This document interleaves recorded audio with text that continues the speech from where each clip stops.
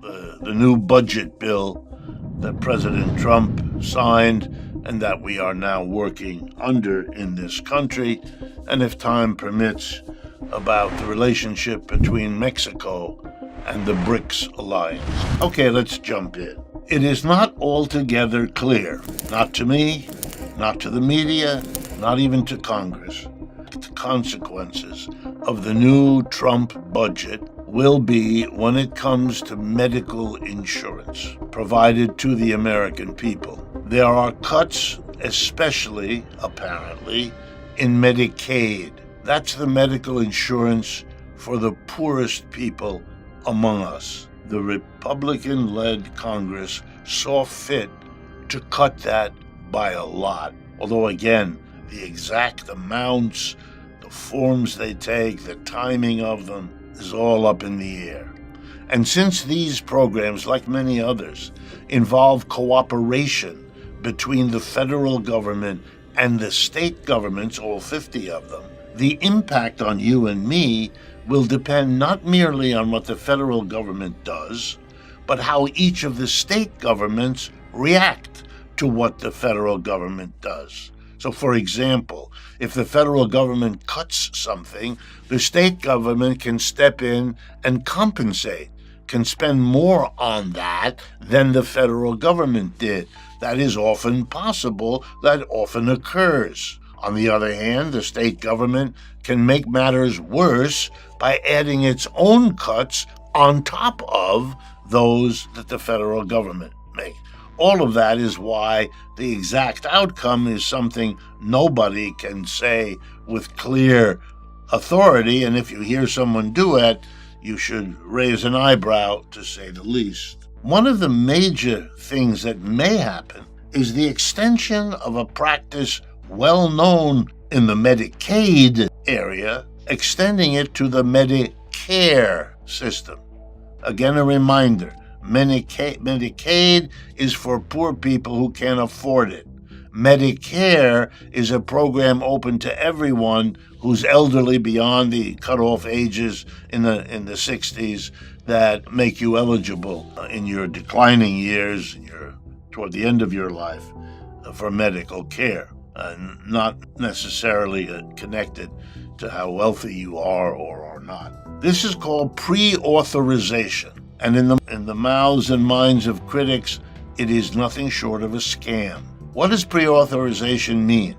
It means if you have a problem, and you have an injury, you have an illness, before you can get the medication or the procedure that your doctor thinks you need, you must get pre-authorization from the insurance that you carry, if you have some.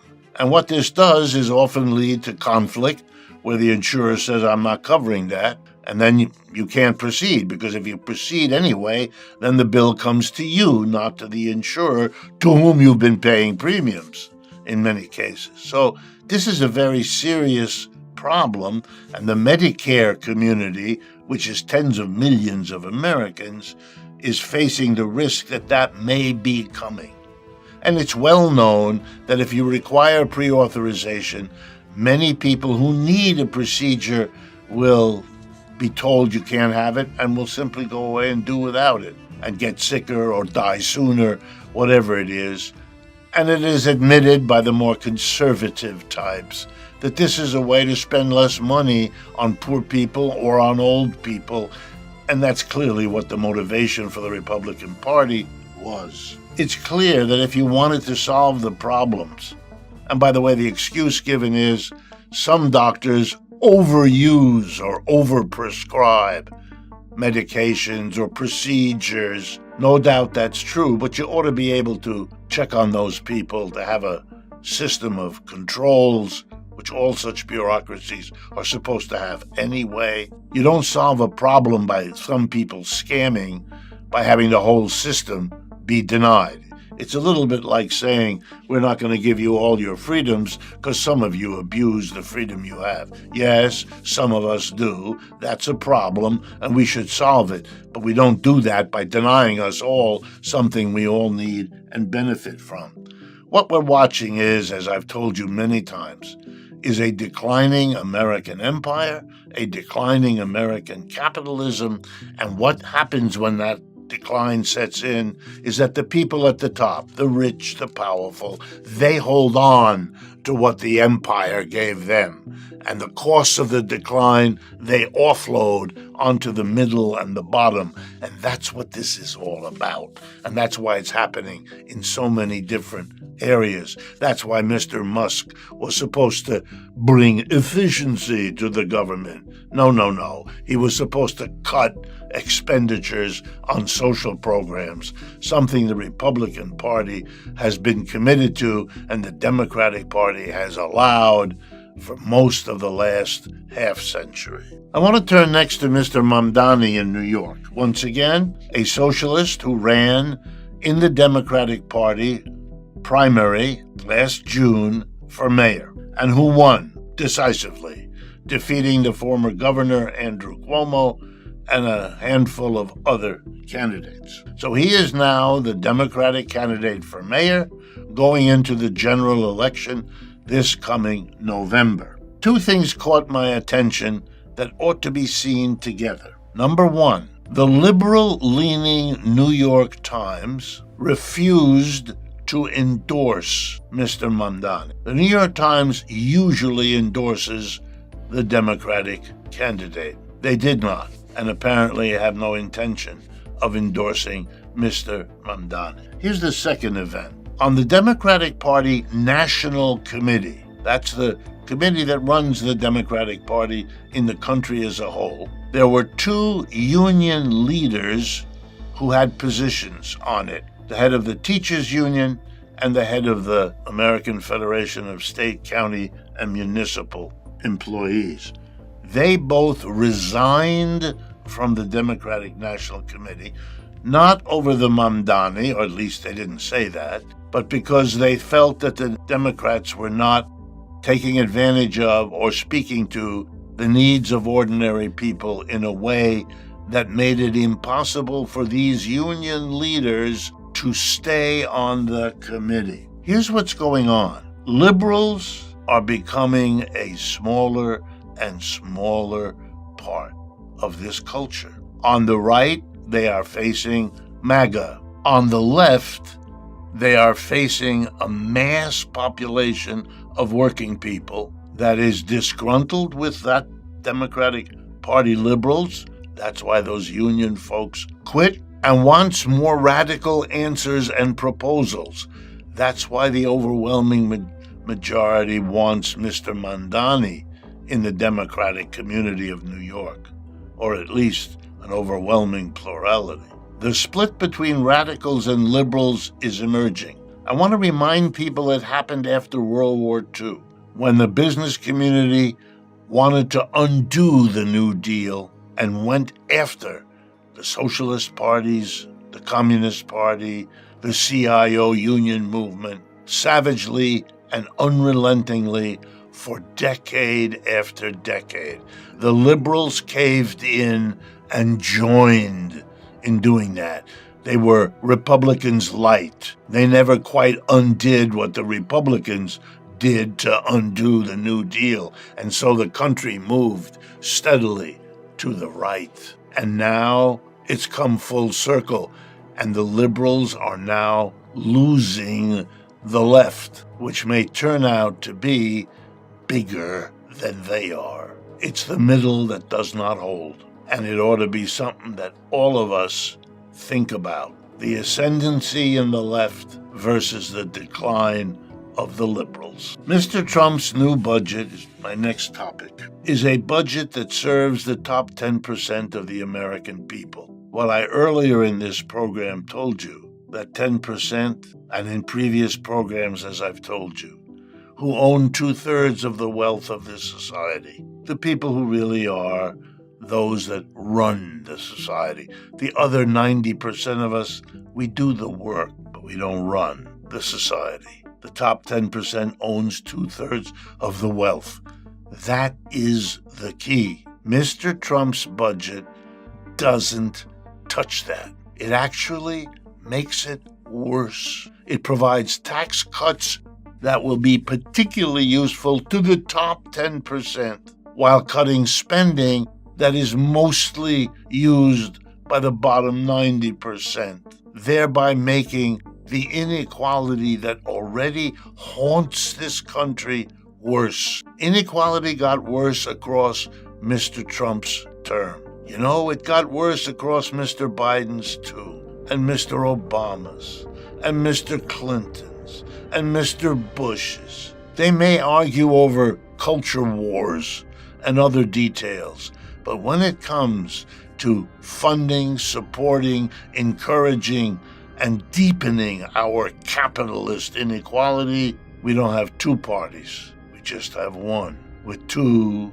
declining wings. It's something to think about. Just like the decision of Mexico to attend the BRICS meeting in Rio de Janeiro is one more step in the economic isolation of the United States, which is the big drama of our time. If only our mass media would dare to show that to our people. The most important economic reality of the last 75 years here in the United States has been the undoing of the reforms carried out by Franklin Roosevelt under the pressure of the socialist, communist, and labor movements of the United States. That's been our number one economic reality. The business community had been horrified by those reforms. Because remember, who paid for Social Security,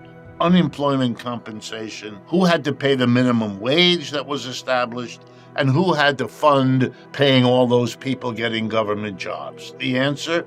The business community. The wealthy people of America and the corporations that make them wealthy, you know, the top 10% that own 80% of the shares. They were taxed heavily, and they had to lend money to the government, whatever money they didn't get lost by taxation. So they were doubly angry. All of this effort by the government to help the mass of people at their expense. So they went to work to undo the New Deal. They stopped government hiring of those millions of people, got rid of that. They nibbled away at unemployment compensation. They nibbled away at Social Security. From being a basic way people could live, it's now a support, but only poor people actually live only on Social Security. It's too small, so they've cut back.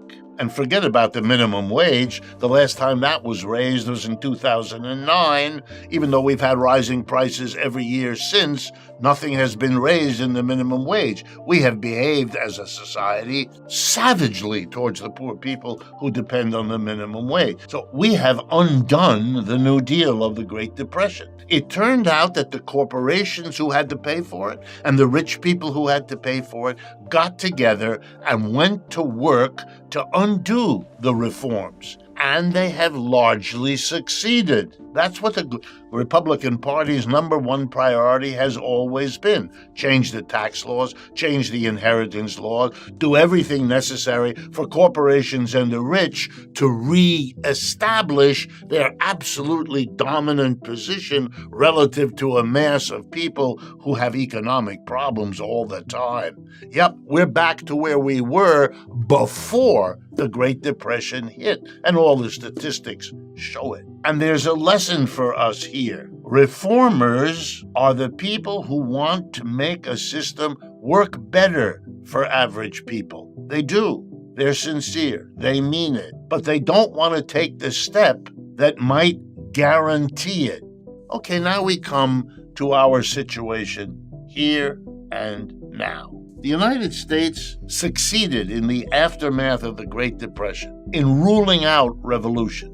Revolution was associated with the evil Soviet Empire. The government was very bad. The government was intrusive. The government was dictatorial. All ways to suggest don't go anywhere near where those revolutionaries are. So all that the Republicans and Democrats debate are reforms. Each of them has some reforms they want and some reforms they don't, but the unspoken agreement between them is never to suggest anything that might look, smell, taste, or seem to be revolutionary. The state must be kept out.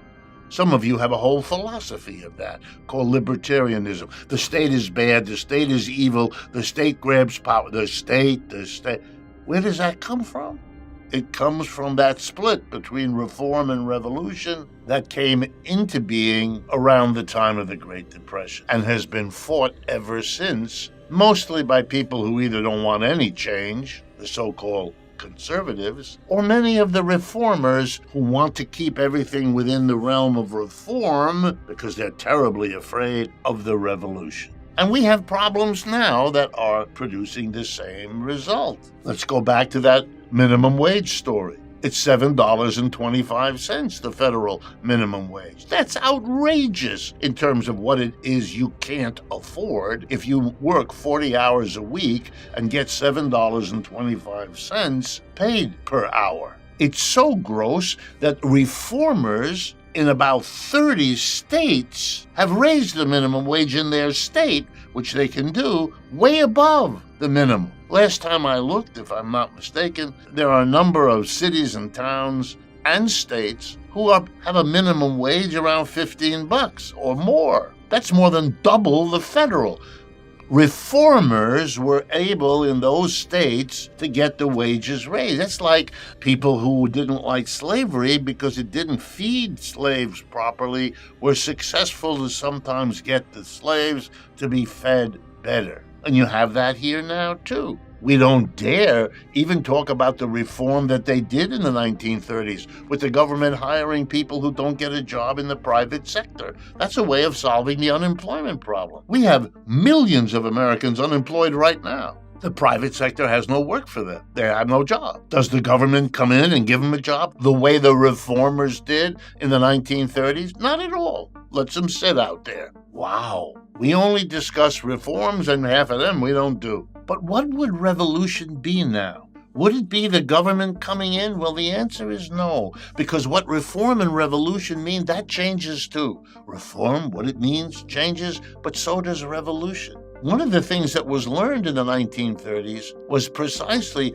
that even if you bring the state in, which Roosevelt did as an employer, as a regulator, as a pension provider, as a minimum wage guarantor. Even if you give the state a big role, if that's all you do, then the rich and the powerful remain the employers who gather the profits into their hands. They can, and our history proves that they will, undo the reforms. The lesson of the Great Depression and everything since has been that we shouldn't have gotten caught up in the reform versus revolution, because they shouldn't be seen as either or. They should be seen as reform and revolution. Why? Because the only way to secure reforms is by revolution. It turns out that the way the reformers got slavery to treat the slaves better was by ending slavery. The only way to solve the problems of unemployment and poverty and all the other basic economic issues confronting the United States, which are now building to a crescendo as a desperate government. That's what Mr. Trump's regime represents. A desperate government reaches out and tries unorthodox things, tariffs, firing hundreds of thousands of public employees. These are extreme actions, and they reflect the extremity of the dangers and the crises that have accumulated. They are acts of desperation. However cleverly they are choreographed in front of your evening television news, that's what they are. They are attempts to reform. Mr. Trump's tariffs want to reform the entire global trading system. With Mr. Musk, he wants to reform the entire federal workforce. What it does, how it does it, who does it. These are dramatic reforms. But what you'll never hear from the Republicans is one word about changing the capitalist system. And by that I mean, very simply, the arrangement in which in every factory, store, or office, a very small group of people, the board of directors if it's a corporation, the owner, the operator of the business, the partnership, if that's what it is. They make all the decisions. What to produce, how to produce, where to produce, and what to do with the profits. And of course, should surprise no one, they take care of themselves first. They're rich, you're not. They're powerful, you're not. They hire and fire, you don't. That's the difference. And the Republicans wouldn't say a word. But because of what happened after the Great Depression, the Democrats won't say a word about that either. During the last presidential election, neither Mr. Trump, nor Mr. Biden, nor Ms. Harris had one word to say about the employer-employee relationship and the imbalance of power and wealth inside every business that shows us. You want there not to be an abuse of the mass of working people, then you're going to have to face it. They're going to have to be in charge. If you don't want masters to abuse slaves, you've got to end slavery. If you don't want employers to abuse employees, you've got to end that relationship. Around the world, demographers are becoming increasingly worried because populations are not reproducing themselves. And this is true in the United States, in Japan, and in most other parts of the world. Besides Central Asia and Africa, the two areas where population is growing, pretty much in the rest of the world, the population is declining. We are simply not having enough children to replace those of us when we die. And it's a remarkable phenomenon. And it is something that is affecting all of us slowly, steadily, but irreversibly. Or maybe it can be reversed. What's happening? Well, employers are beginning to get upset because they understand that the pool of employees they can approach to hire is shrinking. That's what declining population does. If you add the reality that the population we have is getting older, then it's clear that we are minus young people. That is, we are not producing them. And that's going to drive up wages as the employers can compete for a shrinking population of employees. And I want to take a moment to make sure everyone understands. Why is this happening? Poll after poll indicates very clearly what's going on here. Modern masses of people, and remember, employers are a tiny percentage of the population. In the United States, for example, according to the U.S. Census, 3% of our people are employers. The rest of us are not. And it's the rest of us who are not having children. Because when you look at the data, there is a subgroup, small, that does have children, that is reproducing itself. And you know who it is? The rich. And there's your clue. We're not having children because the employee class doesn't have enough money to have children. The costs of living being what they are. The payment and wages and salaries being what they are. And you know what they are? They are what the capitalist system we live in gives the mass of people. It presents us with wages and salaries, that's our income, and then the costs of having children, and they don't work. And so capitalism, in the words that Karl Marx might have enjoyed, its own internal mechanisms undercut its own survival. And we see what the crude employer class is coming up with. Support for a denial of abortion. Force people to have more children. Vice President Vance is famous for going around the country saying, "I want to see more babies." A quote. Incentives. Give people a tax break. Take advantage of their economic difficulties by saying, "We'll give you a little break if you go out and undertake an enormous expense called the child." Capitalism is a system that works in very devious ways and undermines itself in this way. Based on what I'm seeing in places like at the People's Network for Land and Liberation, where people are both building liberated zones where we can meet our objective material needs and thinking about how to protect immigrants, undocumented folks, trans folks. I mean, I'm seeing it actually happen in local communities, and it is for the most part authentic, spontaneous, but it is confederating before my very eye. I'll say it again. I have a level of hope about what we can do, and not waiting for elections. I want to be super clear about this. We need to go into the streets now. We need to be protecting people now. And I'm seeing that begin to happen. And I hope you are too. Here's my concern. Would you say, and I know it's hard, but would you say that you're also seeing organization? When you use the word Confederate, did you mean that there is an awareness and a progress, a real progress on the ground of linking up these different efforts in different regions around different key issues? Is there a coming together, which is what, at least in part, the MAGA movement has been able to do for the various constituents it has? Is something like an awareness of the need for that translating into real movement there? The answer is yes. And to be very explicit and clear, normally the formation for such a thing would be a typical political party. The challenge is that the Democrat Party is not providing that framework. So we're having to build it from the grassroots, the bottom up. I can tell you, yes, that is happening. Again, just do an internet search on build and fight, and the number of times that language will come up, or resist and build.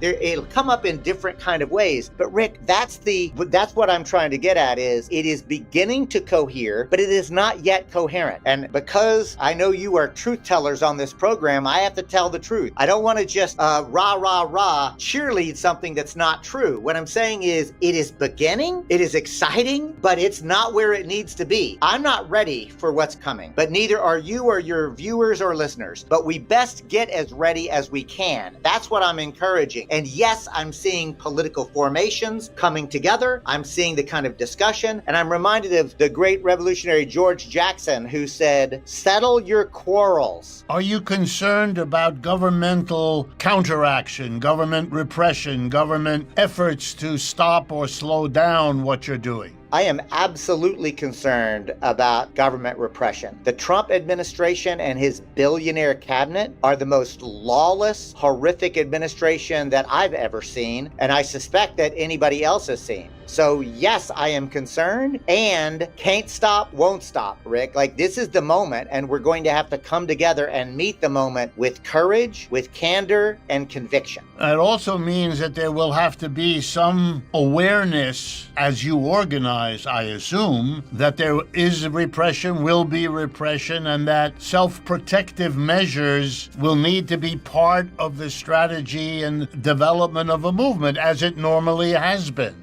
That's right. And I want to be, again, very candid. I've been to jail for justice. When I ran for president on the Green Party ticket, Rick, I used to joke that I ran on my arrest record. I'm proud of the history that I have as a nonviolent civil disobedient activist, and my work as a lobbyist, and my work as a lawyer. So this is the point. We are going to have to come to terms with the fact that history honors none higher than those who violate unjust laws, right? We have to oppose that. And that means creating a level of security culture. It means creating a group of people that you trust. It means assessing where the high arrest risk situations are and knowing when to engage in them. I don't mean to be over dramatic, but I will say again that the Trump administration are fascists. You do not merely fight fascists at the ballot box. You have to fight them in all of the ways. And at the end of the day, Rick, the only way we can defeat fascism is by creating societies, cultures, and communities. But let's be very clear. Greenland is either the property of the people who live there or is the property of the government and country of Denmark because of relationships entered into between the folks who live in Greenland and the state of Denmark. And that has been true for a very long time and contested by no one. Mr. Trump, if he is motivated by the oil gold possibility, is then doing something very old in the history of colonialism. He's worried that someone else might take it, and so he's gonna jump the gun and take it himself first. Take it away from whoever has it, the local people or some other country that has a relationship. That's what Britain and France and Belgium and Germany and Russia used to do in the 18th and 19th centuries. They even went to war against one another over who would get what piece of what continent as they carved up the world. Is that what making America great again means? To go back to the warfare among powers carving up the world? The last 2 centuries have been devoted to anti-colonialism, to the vast majority of people breaking out of subordination to a handful of European states. If the United States is on the way to doing that again, it will also reap the whirlwind when anti-colonialism designates the United States as the new colonial aspiring power. We have seen in the early weeks of the Trump regime a major focus on firing federal employees. Mr. Musk has been put in charge of the DOGE, Department of Governmental Efficiency, which seems to mean firing workers across the board. USAID, Social Security, Internal Revenue Service, you name it, they're looking to fire people, and they have already fired thousands. It took a little bit, not long, before working class people began to realize this is an attack on them, on all of them, private employees as well as the public. Let me explain. The government needs to find a scapegoat, somebody they can beat up on to look like they're fixing the economy. Beat up on the immigrants? When you can't go much further on that, immigration has almost stopped, well then find somebody else. And the federal employee is the scapegoat of the month.